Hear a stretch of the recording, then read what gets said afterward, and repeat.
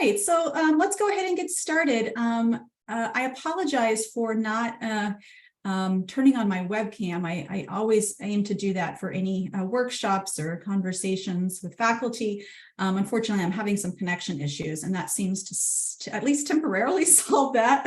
So I don't want to drop off the call because of that. So I am really excited to, or we are really excited to talk with you today about designing effective assignment prompts. I believe in the invitation that went out, it has something to do with confusion to clarity.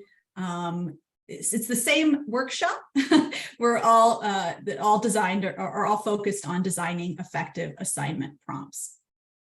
So welcome to all of you. We appreciate your attendance today. Today, we're going to be focusing on a topic we're likely all familiar with, one that may seem sort of initially easy or self-explanatory, but can actually be quite challenging to do well, and that is that of designing effective assignment prompts. So this workshop is designed to equip you with the tools needed and the sort of the basic components of writing an effectively written assignment prompt.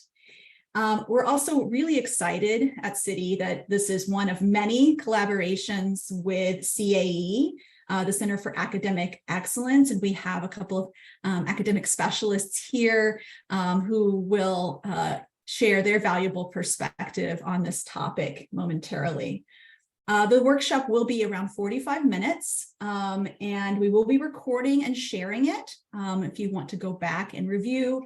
And we will have a couple of resources for you all that you can take away, at least one, a quick guide that you can take away with you to help you as you continue to refine your assignment prompts.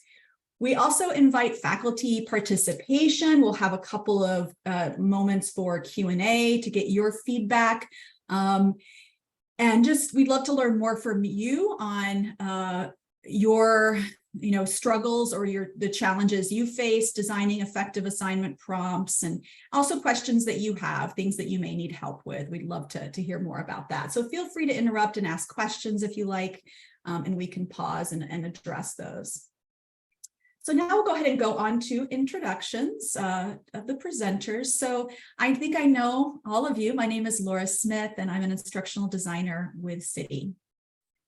My name is Shannon Lindsay. I am an academic specialist with CAE, or Center for Academic Excellence.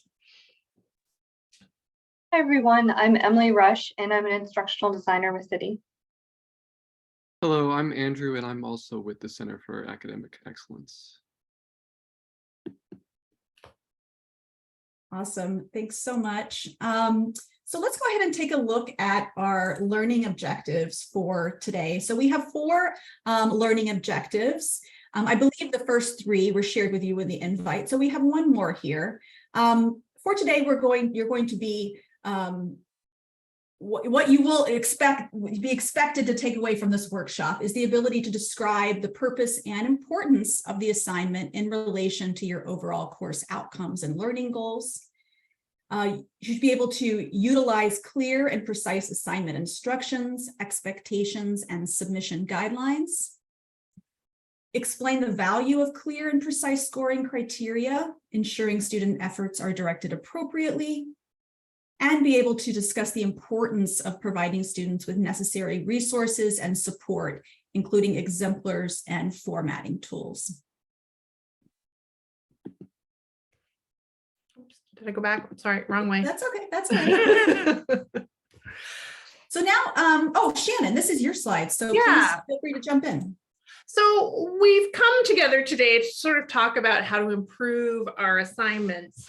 And one of the questions that we started this off with in terms of our own development of the presentation is, if there was a time when an assignment did not meet your expectations, can you or could you identify what went wrong? And I think I have a million examples of my own here of asking students to to submit something and then receiving absolutely something completely different. I'm trying to think of something very specific. I think as a writing instructor, I had asked them to write persuasive essays, and they just did not understand what I wanted. And I did not get persuasive essays. I sort of got these expository, like, this is how I feel about the world sort of things, instead of a very structured essay that I thought that I had clarified. And so, yeah, I'd love for you to take this opportunity. You can put it in the chat, or you feel free to jump in and just let us know if you have ever submitted, or if you've ever asked students to submit something or created an assignment that did not meet your expectations. And if you can, what went wrong? Where did you go wrong in this? Also, feel free to unmute yourself if you prefer to just respond verbally too. Yeah, Chat or verbal works.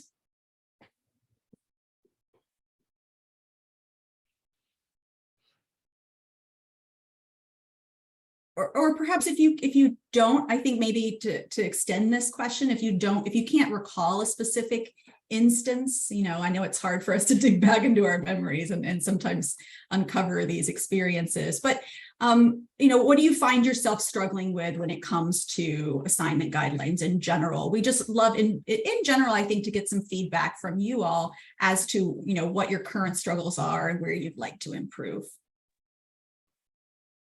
Hi, this is Paula Joe from the College of Health Sciences. I think one of the places that I often struggle is how much detail to go into on the assignment without giving away the assignment. Do you know what I mean? I want them to have the freedom to create and bring their own learning into the assignment. I don't want to tell them exactly what I want all the time. So I struggle sometimes with the level of detail to put into the assignment. I think that's a great example, Paula. I think this happens all the time. We sort of want students to think critically. We want them to use their brains and maybe be creative a little bit. And sometimes they just seem very resistant to that. You don't know. Were they resistant, or did I not give them enough information? That's a great example. This is Amy Mannion. I struggle sometimes with, you give them the information multiple ways and it seems that they haven't read it. It's there. It is there, and it's there multiple ways. I make a video about it. I post it in announcements. It's in the syllabus. It's under assignments. But it's almost like an email that they don't read all the way through. And so usually there'll be a couple students, sometimes more than that do not follow the directions. That's a really big one. Yeah. Did you make a mistake, but then you realize other people got it, and why didn't these students understand it? And I think it's just because they didn't read it. I think that's definitely part of it. Sometimes, yeah. I think we do have students who don't read the assignments or think that they got it the first time they heard it in class, right? And then they're like, oh, I get this is what, but fail to see some of the more important details. Yeah. So exasperating.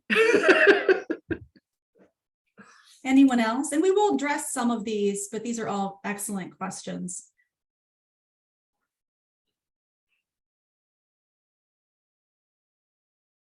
All right, so perhaps we should move forward then, and if we'll address any lingering questions at the end or at a later point.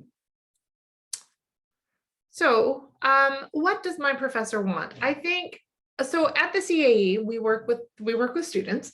They often come to us. We don't do content specific tutoring, so we're not really helping them with homework as much as we are helping to give them skills to support their learning. And often that means looking at their assignments and helping them sort of decode what the teacher wants. And often they don't. So they don't understand what the instructor wants. I sent an email to several of my students that I've worked with sort of more than once, so that I have a little bit of relationship with them, and just said, hey, if you could have your teachers know something about the way that they create assignments, what would it be? And so here are some of the things that the students said. They wanted assignment directions to be as clear as possible. And I know we're all really trying to create clear assignment directions, but students said sometimes they would like to have a Zoom where they can ask you questions or about those assignment directions. Maybe sometimes they need a little bit of time to process what you're asking and to start the assignment, and then, oh, is there a question? They want to know what's important to you to be highlighted in the instructions. So what are you really looking for? What is absolutely essential for them to have in this assignment? They want the expectations for the whole assignments to be clear so students can manage their time. And in terms of this, students have said like that they get assignments piecemeal. So we are thinking that we are helping them to manage their time by divvying up assignments that are maybe cumulative over the course of a semester. And then students don't know how to manage their time if they don't know how big the assignment is. I also had a student last semester who didn't understand the assignment had been divvied up into pieces, and she didn't realize that that they were building on each other. And so she did the first part, then she thought that the second part was a request to revise the first part. So and there was no grade for revision. So she got whatever grade she got on the first part, and she got a 0 on the second part. So they'd like everything to be in one place, and they'd like it to be really clear. And I think that's the fourth point here, that the instruction should be provided all at one time or all in one place. Students have said that they find their instructions on Canvas, or they find it in the syllabus, or they find them in Zoom recordings, and they'd like everything to be in one place all the time. And I know that we all try really hard to put everything in Canvas. That's sort of our mandate. And yet somehow students are not always clear about this. So that was an undergraduate student from the College of Health Sciences. And this is a DNP student. So a student working at a much higher level. However, also a student that had been working for a long time before she came back to do her advanced degree. And so she'd been out of school for a while. So they'd like to see examples of what makes a good paper. What does an excellent paper look like? And I've got a star here because I think Andrew's going to talk a little bit about this. They'd like to know what it means to you for a paper to be well written. Is that a real emphasis on grammar and referencing citations, or is this really great research? What is it? What are you looking for? And I do think that there maybe is some inconsistency across faculty as to what we want from a good paper. The student said that she wanted faculty to know or to share with her that students don't always need to do all the work themselves, i.e. there is cheap software to help with formatting or referencing. The citation generator that's through the library, for example. A graduate student who'd been working for several years might not know that that technology is available to them and that it's not considered cheating to use it. And finally, that they should use resources like the CAA or Russia's library services. I learned very early in my undergraduate career that librarians love to help and that they will be like, they love to help. So you could just go and ask them questions and they will help you with the research and they will help you narrow down your question. I know so many students who don't know this and they don't want to bother the librarians. We should be telling them that librarians love this. And the chat feature, oh my gosh, I use the chat feature even at schools that I don't go to. The other part is that CAE is here to support student writing, and we would love it if you referred students to us as a normal part of giving student assignments. If you're having trouble with this, feel free to see CAE staff. We're finding, we just did a survey and found that many students didn't even know that we exist. So this would be a great opportunity to share those kinds of resources with your students.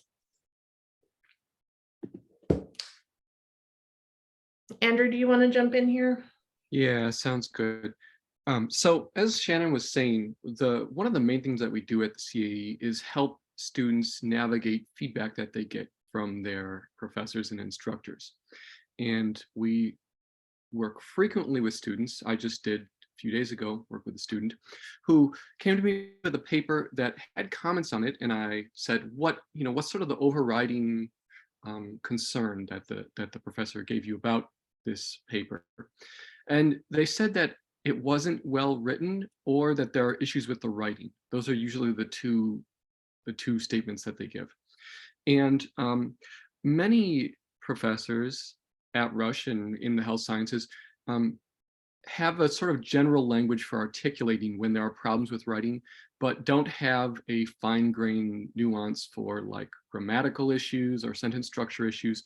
So usually what happens is then we're going through the paper and we're looking at individual comments and we're trying to find the theme that describes all the issues in the paper. But we may not always be able to tell the students exactly what that is. So it's useful, I think, for instructors to think about just when they're looking at a paper, what makes it effective for you? What are your key principles? Is it clarity? Is it rigor? What does that actually look like at the sentence level? And how can we explain this to our students? This is really hard, right? Again, a lot of us don't have a vocabulary for talking about writing at that level. We mostly just learn it through trial and error and through feedback from our own professors, and then we try to apply it. But it's really important to begin just thinking about what exactly we want from our students in writing. And thankfully, one thing that I think a lot of professors do really well, and I do see this with students working at the center, is you give detailed feedback, and that allows us to find a way towards those larger principles. But I think it's also something that we can start thinking about, trying to find language to describe in the syllabus and in the assignment prompts itself.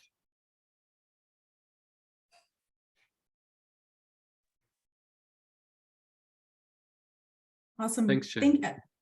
Thank you. Shannon or Andrew, did you have any final comments, or are there comments before we moved on to the next slide? Or does anyone have any questions for Shannon or Andrew, or anything we've covered so far? Oh my goodness. All right, so let's go ahead and jump on to the next slide. And we will have opportunity to discuss and share later in the session. So now we're going to be talking about what I'm calling the anatomy of an effective assignment prompt.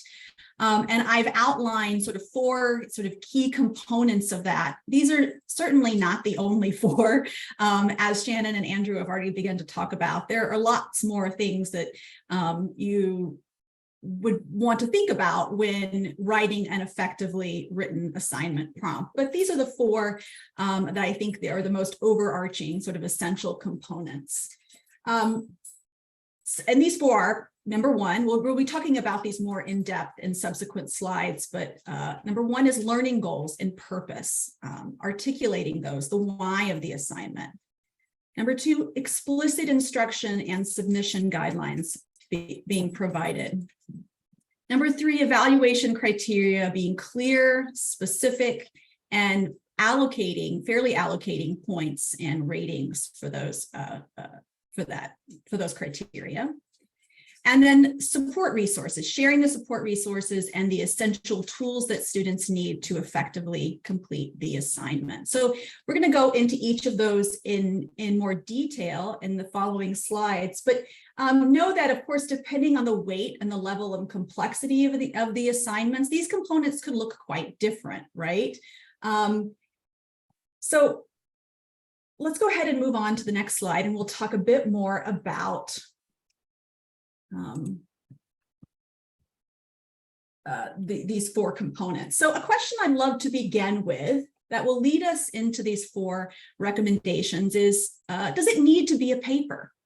So while many of us include a variety of assignment types in our courses, often, and I am guilty of the same thing in my teaching, we often default to asking for written submissions, right? Whether it be a term paper, a written discussion post, a written reflection, without necessarily critically examining why we ask for this from our students and whether or not this type of submission best satisfies our learning goals and is the best way for students to demonstrate to us that they know something, right?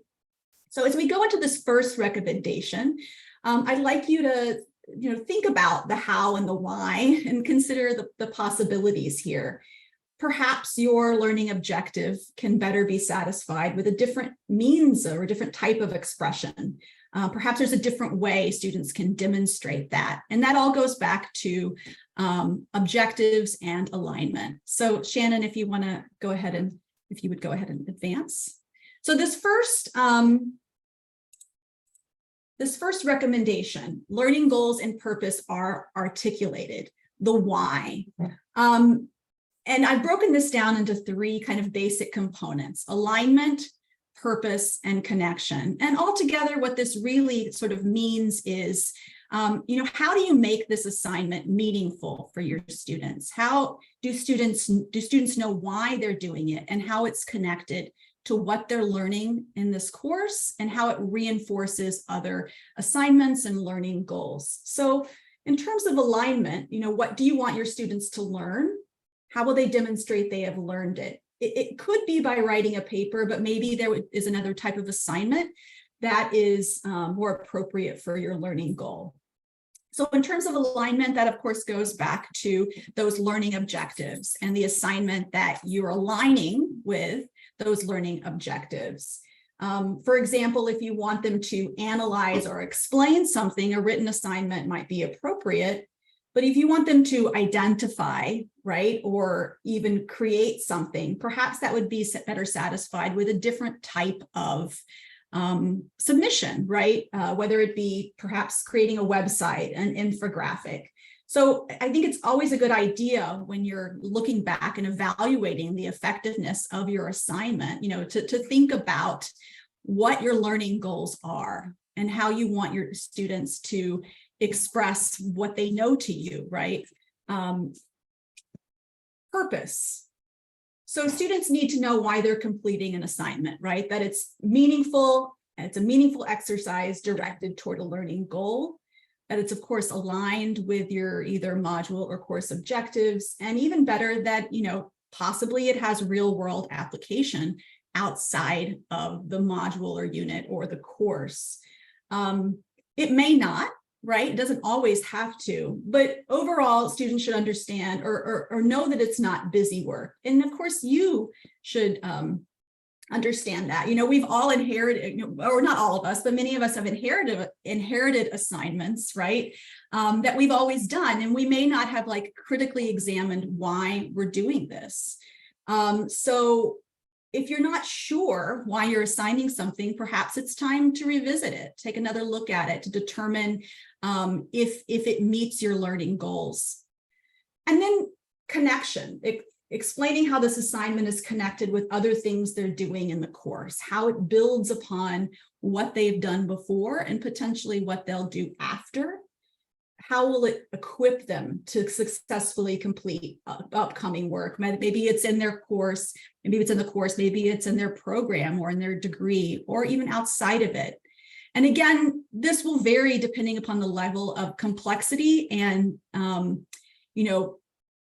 the nature of the assignment. Not every assignment, a discussion prompt, for example, doesn't need to have all of these components written out in great detail, but maybe a term paper or an overarching kind of summative assignment would make these connections more explicit. Shannon, Laura, you go can I ahead. add something? Yeah, absolutely. Please do. So one of the things that I see, I do a lot of academic coaching, and one of the things that I see with students is they are learning, and this is bad habits from high school and undergraduate, where they think that they are going to get by only learning the specific thing, the specific lesson that you have taught that day. So if we're talking about, and forgive me, this is not my area at all, but let's say we're talking about the anatomy of the heart. They are going to memorize each of these pieces of the parts of the heart, and they are not going to associate or sort of build meaning into the context. So they memorize all of these pieces, and then they feel like they can let that information go without contextualizing it with the next part. This is a flaw in our education system, that we have let students kind of learn this way, but it's certainly something that we can do. If you help to contextualize your assignment within the broader scope, students are going to learn better, and they are going to make a better effort because they understand where they're going. And I think Laura said most of that, but I just wanted to give that example of making meaningful in two different ways. Like, one, it applies to who I am as a learner, but two, it's meaningful to this broader context of what we're learning here as healthcare professionals. Yeah, great point, Shannon. I'm glad you mentioned that. And for the sake of time, if you don't mind, I'm going to just jump ahead to the next slide and try to go through this a little bit more quickly, so we have enough time to discuss, since we are at the half hour. So, oops, okay, I'm looking at the wrong slide on my screen versus what you're showing. So explicit instruction and submission guidelines are provided. This may seem fairly self-explanatory, but just to reiterate the importance of being clear. And as Paula Jo, you mentioned, it's a difficult balance, right? To be clear and explicit without being too prescriptive, right? Without students feeling like they have to adhere to something to a degree where it stifles their creativity, right? Or personalization of that assignment. So this is not an easy thing to do, right? And I think we all continue to struggle with that. But being explicit without being too prescriptive is really my key takeaway here. And within that, using clear language, for example, not necessarily calling something assignment 1, assignment 2, but using clear language to describe what that assignment is something we may accidentally overlook. Avoiding unfamiliar jargon or vocabulary, or at least providing some support resources or links to where that was introduced.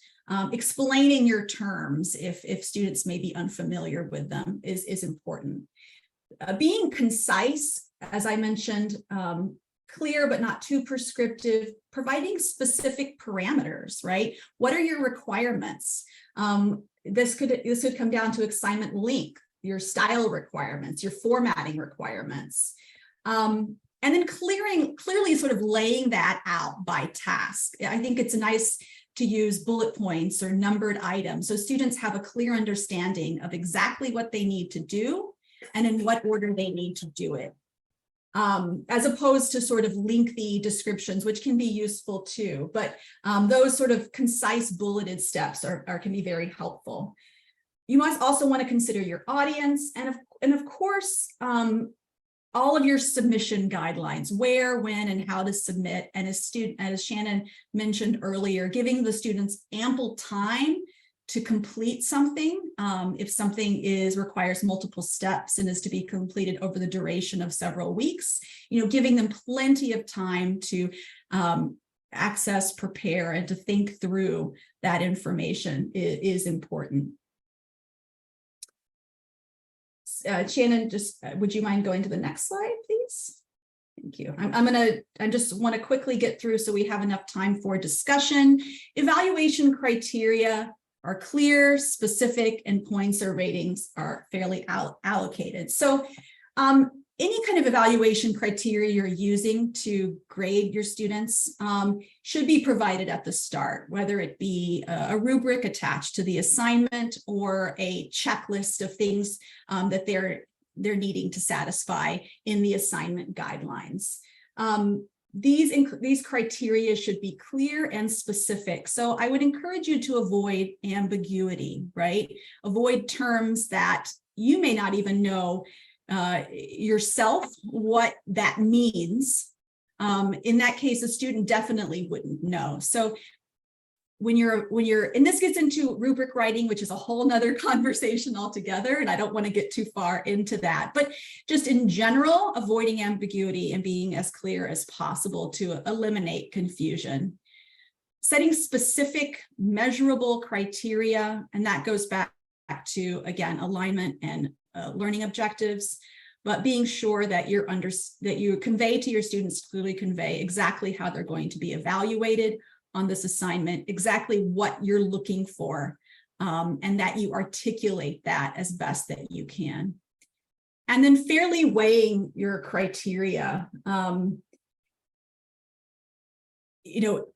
The task or the level of complexity of the task should be weighed accordingly in the overall grade, right? And striking that balance is important. So if you haven't looked back at those, rating system or the rubric that you're using, perhaps it's time to revisit that and think about whether or not it's aligned and whether or not it's clear so that students can adequately understand it and complete the work that you would like them to see. So, and our last recommendation goes back to also recommendations that Shannon and Andrew gave earlier, providing support resources. And Shannon and Andrew talked about giving exemplars and sharing exemplars with your students.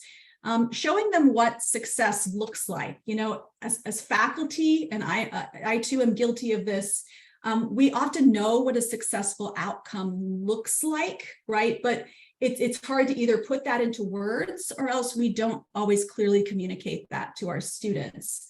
So exemplars help to sort of bridge that gap by providing prior student examples with permission, of course. They show students, what is an example of an excellent paper or an excellent presentation? And, there's always the concern that students will try to adhere too closely to what you're providing them. But I think that involves a sort of a conversation with your students as to, why you're providing them with the exemplars or models and how they should use them. Providing help or writing support, other types of tools and resources, as mentioned before, like the citation generator, just so that they have the essential tools they need, maybe referencing the CAE, for example, so that they know what support is out there for them that will assist them in accomplishing these tasks.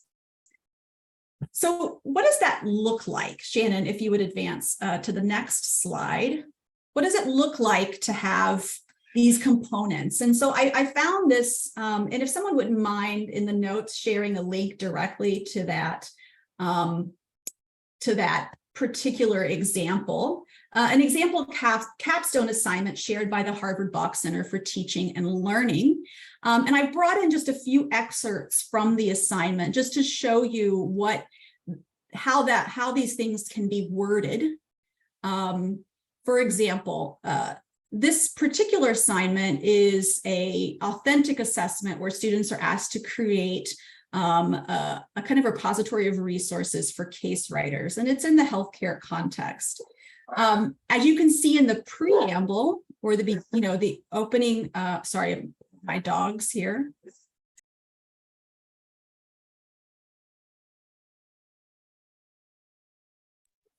You just give me one moment here. I apologize. They come away and then someone let them out. So just give me a second.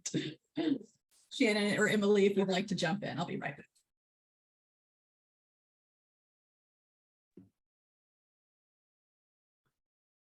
Emily, do you want to jump in on this?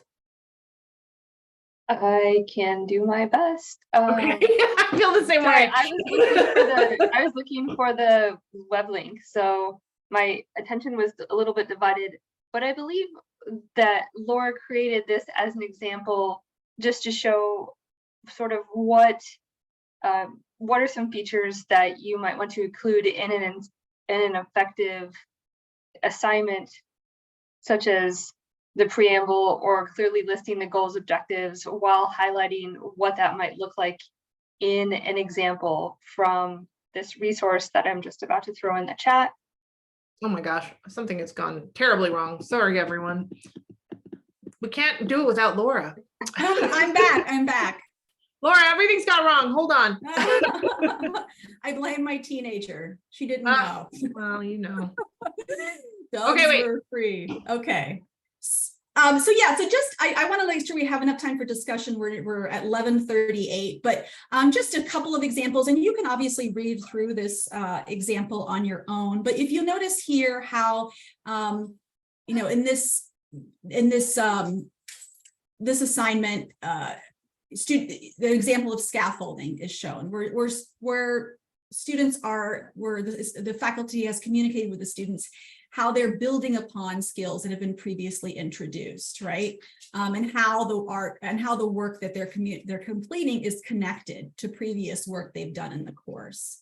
And then the last one, I love the use of you, right? Your job is to do this, right? Addressing the students directly, giving them a task, showing them that it's meaningful, what the work that they're doing here,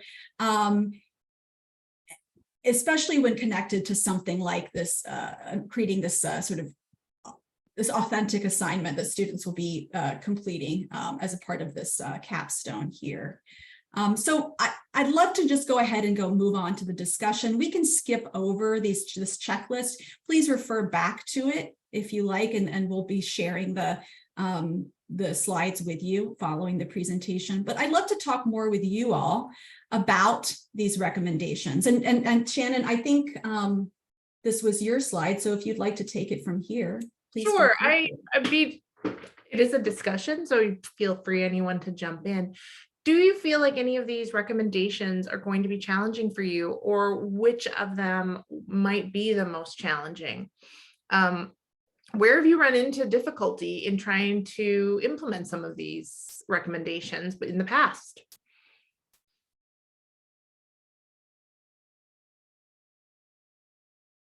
I can jump back a little bit if you want to sort of refer to some of these recommendations.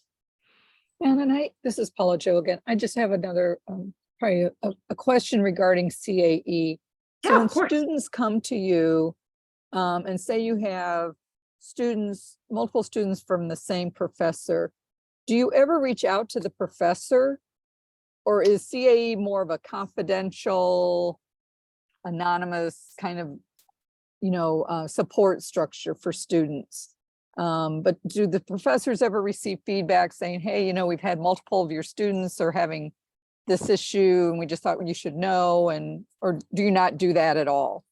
That is a very good question, Paula Jo. I don't know if we have felt the need to do that in the past. Yes, I will say that there are times when students from the same instructor or the same assignment have come to us. And no, I don't think that we have reached out to the instructors. And although I don't think there's anything specifically in our policy about it being confidential, I do think that we try to maintain that for students. That's a great question. That's a really good question. That is something we would have to talk about, because I'm not sure that we as CAE staff have felt like that's our place to reach out to instructors, because none of us work from a STEM background. We all work from education and writing backgrounds. That's a great question. Maybe just briefly, workshops like this, I think, are part of the sort of indirect way that we'd like to address that. But most of our students would be, I think, very uncomfortable if they knew that we were directly contacting their instructors to try to help with an assignment sort of unsolicited. But it is something we'd like to do. We want to talk to more instructors about how they construct assignments. Yeah, thank you, Andrew. This is exactly right. It's what Laura said at the beginning. Like, we're really excited to collaborate with cities so that we have an opportunity to talk with instructors. Yeah, I think this was the most helpful thing of this workshop for me actually was the fact that you and Andrew are here so that we have more of an understanding from the students' perspective who are working so directly with our students. So I look forward to having more of these collaborations or workshops from CAE as well. Thank you. Yay, that's so fun. Thank you, Paula Jo.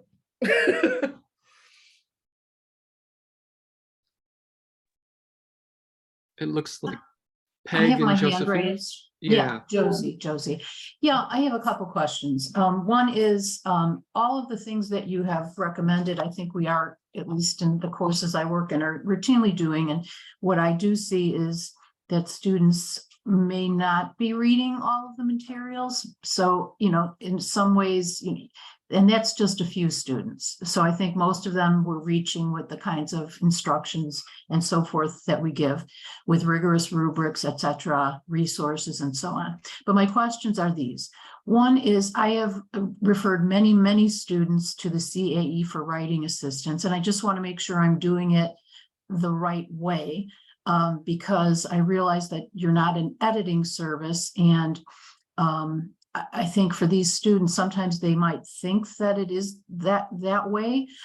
When we refer students, it's because their papers are not written at an academic level and they are not using scholarly language. They may have difficulty with sentence structure. Sometimes I think it is a language issue. So what is the best, can you give me some parameters there? Are we referring the right students to you?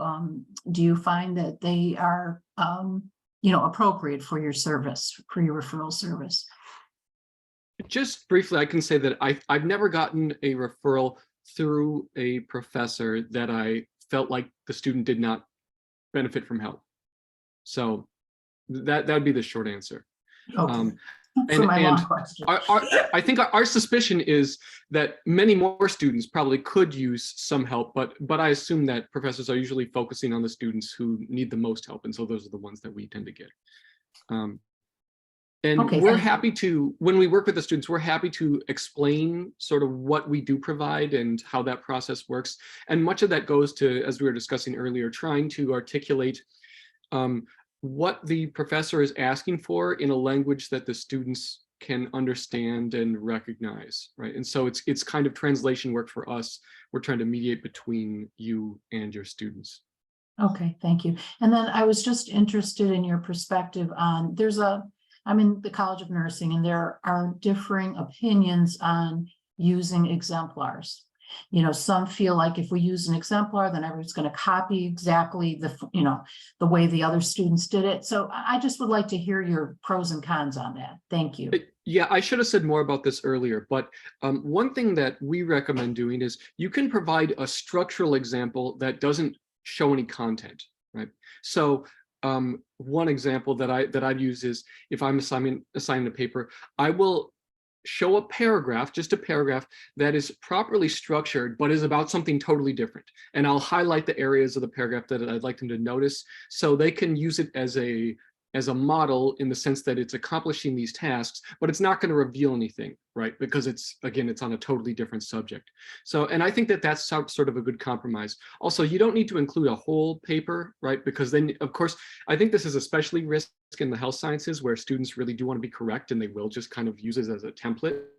But smaller sections, I think, can be effective. Do you have any thoughts about that as a kind of middle ground?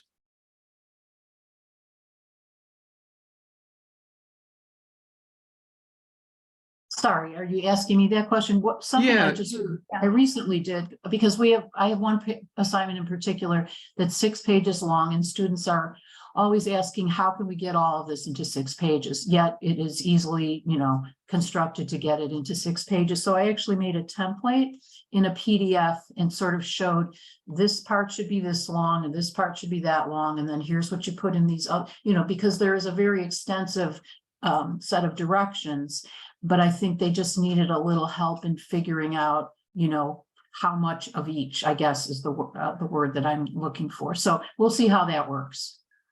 I've worked with a number of GEM students, I think particularly GEM students, who come to our meetings and they have something like that. It looks like a template, and there are headings that they are expected to have within their paper, and it should be, the paragraph below the heading should be 6 to 8 sentences and should include these things.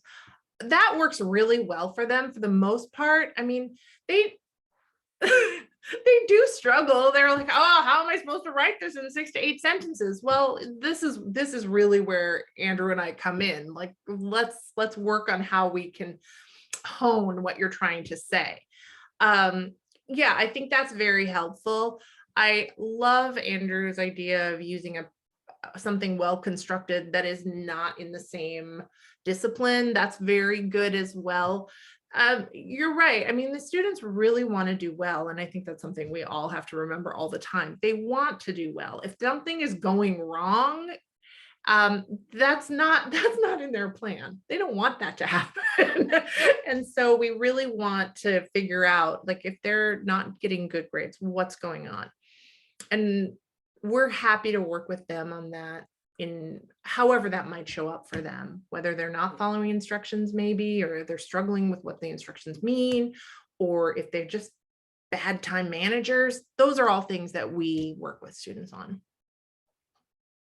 And sorry to jump in, just for the sake of time, we are at 11:49, and I want anyone who needs to run, please feel free to jump off. But I'm happy. I don't know if the other presenters are, to stay for a few more minutes.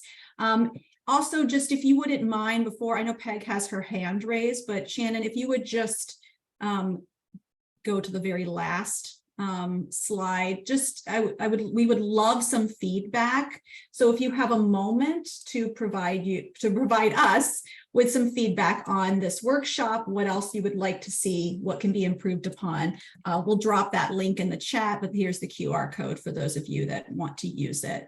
Peg, did you have something you wanted to say? I put it in the chat actually, but my big drum that I want to bang is that if you're putting your instructions into your assignment, then you need to go out and start wearing a sandwich board on the counter telling everybody to do that, because so many people, they tell the students in class or on Zoom, I need you to do this, that, and the other thing. But then they go to submit it and go to look at the assignment to make sure that they've got what they need to get. And instead they just see submit your assignment here, or words to that effect. And they just can't remember all of those little details that you had. So I just wanted to mention that as a possible thing that we could really start making, just sing it out to all who will listen all the time. Like, hi, my name's Andrew. Could you please put your assignment directions into the course assignment, and then ask them how they're doing? I'm kidding. Most people do that, but there are some that don't. That's a very good point. Thank you for sharing that. Any other questions? Comments? I have another just comment, and that is so much of this discussion also seemed to go back to how many of us have papers as our assignments, right? We have writing assignments, and I teach a writing course. I know there's writing courses actually in other programs as well. It might be helpful to have both City and CAE do a workshop for faculty about giving specifically writing assignments and the guidelines and what students struggle with in terms of just even those types of assignments. I know I certainly would benefit from that. But to just, and this triggered because when Andrew said something about the exemplar and having an exemplar that's a totally different topic, or just giving one paragraph of that section and highlighting things, I was like, oh my God, that's brilliant. And that's not what I've been doing, but that would be so helpful for my students. So I thought, well, geez, I wonder if, you guys could, not that you all don't have things to do, but if you could develop another workshop for faculty who specifically deal with these writing assignments and the difficulty we have, that would be phenomenal as well. Because you guys are so great. Thank you. That is an excellent suggestion, Paula Jo. And I'm so glad you mentioned that, because a lot of our conversations, did ultimately, we talked a lot about writing support, right? And great point. Great suggestion. Josie? Yes, one thing that I know our students struggle with is synthesis. And so I find that we are putting videos in, we're giving instructions on synthesis. And I think that would be a helpful resource as well to help us communicate to students what we're talking about when we talk about synthesis, because that is something that it just is an ongoing struggle where you get the laundry list instead of the comparing and contrasting, or highlighting what's the same or different about a set of papers. And we don't necessarily have time to teach that. So that's the issue. I would absolutely agree with you that I teach a lot of students how to do a lit review.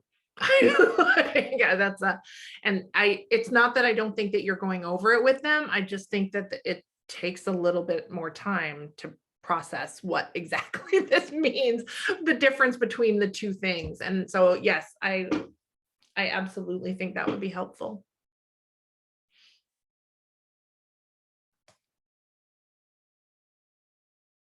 You are all welcome. Every one of you is welcome to refer your students to CAE at any time.